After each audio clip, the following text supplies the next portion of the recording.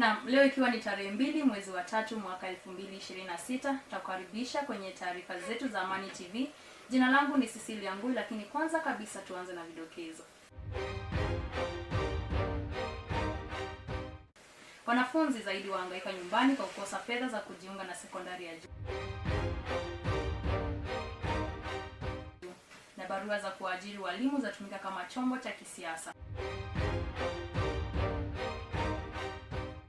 Ukame wazidi kuwahangaisha zaidi ya Wakenya kutoka maeneo mbalimbali. Na kutolewa kwa Sifuna kama katibu mkuu wa chama cha ODM kwa wakera wananchi. Karibu mpenzi mtazamaji kwa habari kamili. Wiki mbili zilizopita, Rais William Ruto aliamuru wanafunzi wote wa grade ya 10 ambao wako wameripoti shuleni kufika shuleni mara moja iwe wana karo, sare za shule na mahitaji mengine. Akitoa agizo hilo, Rais aliwahakikishia wazazi na wanafunzi kutogharamia malipo yoyote. Hata hivyo, baadhi ya wanafunzi kutoka Nairobi waliofuata agizo hilo wanaelezea kuwa walimu wakuu shuleni walisusia kuwapea nafasi, huku wakisema kuwa serikali haikutoa hela zozote za kufadhili hadi hiyo. And let me repeat for our education stakeholders, I am directing that no child should remain at home because they do not have school fees. Every child must go to school.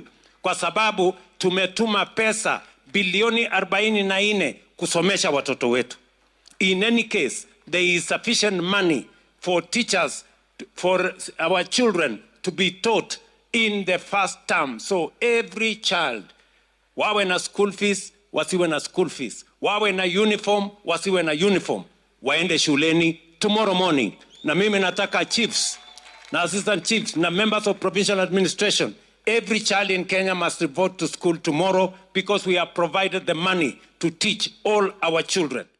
Na habari zingine ni kwamba wakati teknolojia ikiendelea kukua, elimu kupitia runinga imekuwa njia mbadala na muhimu hasa kwa maeneo ya vijijini katika nyakati za dharura. Serikali na wadau wa elimu wameanzisha vipindi maalum vinavyowezesha wanafunzi kujifunza wakiwa manyumbani. Kufuatia majaribio ya kuanzisha vipindi hivi, ripota wetu alizuru shule moja msingi na akashuhudia jinsi wanafunzi wanavyofaidika. Nipo hapa katika shule ya msingi ya Juhudi ambapo elimu kupitia televisheni inatekelezwa kwa vitendo. Hapa wanafunzi wa madarasa mbalimbali wamekusanyika darasani wakiwa na walimu wao, huku wakifuatilia somo la sayansi kutoka kwa mwalimu wao mkuu aliyeko studioni. Walimu hapa wanasema kuwa vipindi hivi vimesaidia sana kuziba pengo la uhaba wa walimu na vifaa vya kufundisha. Changamoto kama kukatika kwa umeme na ukosefu wa vifaa katika maeneo mbalimbali imetajwa kama kikwazo kikubwa. Nikiripotia runinga ya Amani TV, Shadrack Nza.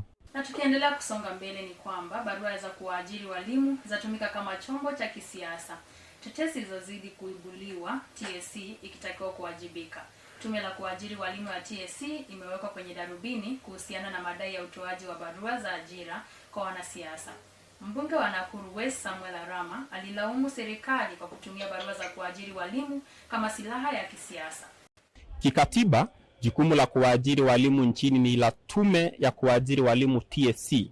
Hata hivyo, hali ya sasa imefanya iwe vigumu kutofautisha kati ya TSC na wanasiasa katika mchakato huo. Mbunge wa Nakuru Magharibi Samuel Arama ameibua swala hilo akidai kuwa ameondolewa kwenye usambazaji wa barua za ajira kwa walimu licha ya hapo awali kushiriki kuzipokea na kuzisambaza wakati wa kutetea serikali. Wakitaka kupeana hiyo mabarua ya walimu wanapeana, wanawaja mimi wanasema ati mimi I don't support them. Mimi nashangaa ni support gani wanataka? I've been supporting the government of the day. Malalamiko ya Arama yanafichua madai kuwa baadhi ya wanasiasa wanapewa nguvu za kusambaza barua za ajira kwa walimu wanaowataka badala ya TSC kufanya kazi hiyo kikamilifu. Arama pia anadai kuwa wanasiasa wenzake tayari wamepewa barua hizo. Sio mara ya kwanza kwa madai ya kuingiliwa kwa kazi ya TSC kujitokeza. Miaka miwili iliyopita, aliyekuwa waziri wa elimu Ezekiel Machogu alionekana mara kadhaa akisambaza barua za ajira katika mikutano ya kisiasa. Hali hiyo imezua wasiwasi, huku wachambuzi wakisema kuwa utoaji wa barua za ajira katika mikutano ya kisiasa unaweza kugeuka kuwa chombo cha kampeni. Nikiripotia runinga ya Amani, mimi ni Douglas Kitung'at. Zaidi ya Wakenya milioni 2 wameathirika na ukame, huku kaunti 11 zikiwa katika orodha ya uhitaji mkubwa wa chakula na maji. Kulingana na shirika la Msalaba Mwekundu, zaidi ya watoto 700,000 wanaugua utapiamlo kutokana na ukame huku nchini, huku baadhi ya viongozi wakimtaka Rais William Ruto kutangaza ukame kama janga la kitaifa ili kuokoa mamilioni ya Wakenya kutokana na makali ya njaa. Katika eneo la Buter, kaunti ya Wajir, mizoga imetapakaa sehemu mbalimbali. Taswira hii inatokana na kufeli kwa msimu wa mvua mwaka jana. Hapa wakazi wamejikuna wafikiapo kwa kugawana maji wanayoteka kati ya mifugo yao ili kuepuka maafa. Kulingana na ushirika wa Msalaba Mwekundu, kaunti za Wajir, Tana River, West zimeathirika zaidi na ukame. Aidha, kaunti zingine zikiwemo Turkana, Mandela, Samburu na Garissa zinakodolea macho ukosefu wa chakula na maji. Nikiripotia runinga ya Amani TV, Shadrack Nza. Chama cha ODM kimeingia katika mjadala mkali baada ya taarifa za kuondolewa kwa katibu mkuu wake Edwin Sifuna katika nafasi ya juu ya uongozi wa chama.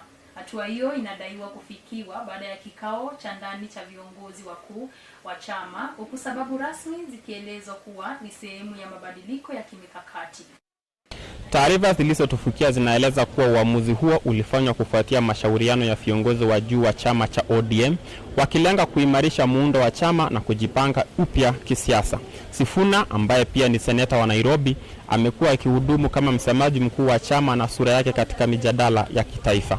Having deliberated on matters relating to the conduct of the Secretary General, Senator Edwin Sifuna, the NEC resolved to remove him from office with immediate effect in accordance with the party constitution and applicable laws.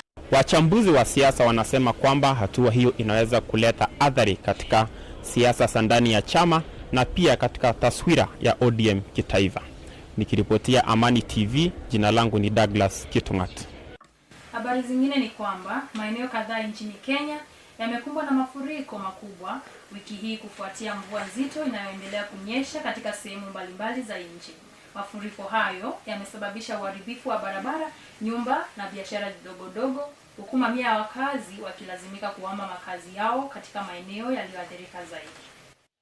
Mvua kubwa inayoendelea kunyesha katika sehemu mbalimbali nchini imesababisha mafuriko na kuathiri shughuli za kawaida katika maeneo kadhaa.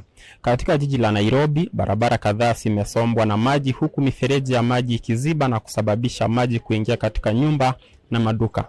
Wakazi wa maeneo ya mabondeni wameathirika zaidi, wakilalamikia upotevu wa mali pamoja na usumbufu wa usafiri. Maeneo ya kaunti za Pwani na magharibi mwa nchi pia yameripotiwa kushuhudia mito kujaa na kufunja kingo zake, hali iliyosababisha familia kadhaa kuhamishwa kwa muda.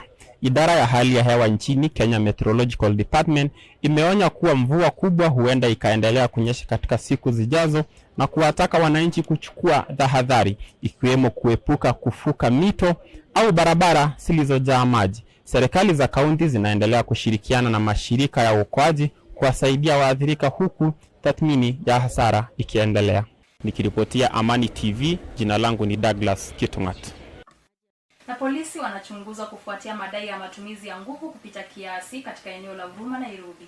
Tukio hili lilitokea jana usiku wakati wa operesheni ya usalama ambalo limezua hasira miongoni mwa wakazi. Wakatoka hawa askari ambao mmoja alikuwa na uniform, mwingine hana uniform, na pikipiki yao. Sasa kwa sababu wameshtuka kuwaona hawa askari, kawaida huwa watoto wakiona askari wanashutuka, sio kwamba walikuwa wanakimbia kwa sababu wameiba, hasha. Walikuwa wameshtuka, wametoka ghafla na hiyo pikipiki. Sasa hawa wakawa wanashtuka na hiyo wanaanza kukimbia kwa sababu wanasema hawa wanatufuata. Wao kuona wanakimbia, ni waulizwe nyinyi mnakimbia nini? Wakaanza tayari kushutia yule mtoto mdogo. Na migawanyiko yaibuka ndani ya chama cha ODM baada ya madai ya ubambe na vitisho dhidi ya shughuli za kisiasa zijazo. Baadhi ya wanachama wa ODM wanalalamika jana kudai kunyanyaswa na kuzuiwa kushiriki katika shughuli za chama katika maeneo mbalimbali. Wanasema hali hiyo inahujumu demokrasia ndani ya chama. Hata hivyo, Uongozi wa ODM umekanusha madai hayo na kusema kuwa masuala yote yatashughulikiwa. Wachambuzi wanasema kuwa mgogoro huo ukiachwa unaweza dhofisha mshikamano wa chama. Nikiripotia runinga ya Amani TV, Shadrack Nzau. Bei ya bidhaa muhimu za chakula zimeendelea kupanda katika masoko mbalimbali nchini, hali inayozidi kuongeza gharama ya maisha kwa wananchi. Mwanahabari wetu Shadrack Nzau ametuandalia taarifa ifuatayo. Bei ya vyakula imeendelea kupanda katika sehemu mbalimbali nchini, hali inayozidi kuweka shinikizo kwa familia nyingi. Wafanyabiashara katika masoko kadhaa wanasema kupungua kwa uzalishaji kutokana na ukame pamoja na gharama kubwa ya usafirishaji imechangia kupanda kwa bei ya vyakula kama mahindi, sukari na mboga. Wananchi wengi wamelalamikia hali hiyo wakisema inaathiri bajeti za familia zao na kufanya iwe vigumu kukidhi mahitaji ya kila siku. Baadhi yao sasa wanaitaka serikali kuchukua hatua za haraka kudhibiti mfumuko wa bei. Wachumi kwa upande wao wanasema hatua za kusaidia wakulima kupunguza gharama za uzalishaji na kuboresha usambazaji wa bidhaa zinaweza kusaidia kupunguza shinikizo la bei katika siku zijazo. Na habari za michezo huku Kenya ni kwamba Harambee Stars inaendelea na mazoezi makali huku ikijiandaa kwa mechi zijazo za kimataifa. Kocha wa timu hiyo amesisitiza umuhimu wa nidhamu, umoja wa kikosi na kuongeza kasi ya uchezaji ili kuboresha matokeo. Mazoezi hayo yanalenga kuimarisha safu ya ushambuliaji na ulinzi, huku wachezaji wakihimizwa kuonyesha juhudi na kujituma wanapopewa nafasi uwanjani. Na habari zingine ni kwamba ligi kuu ya FKF inaendelea kushika moto huku timu zinazoongoza zikikabiliana vikali kuwania ubingwa wa msimu huu. Mashabiki wamejitokeza kwa wingi viwanjani wakishuhudia mechi zenye ushindani mkubwa. Aidha, vipaji vipya vinaendelea kujitokeza, jambo linaloashiria mustakabali mzuri wa soka ya Kenya.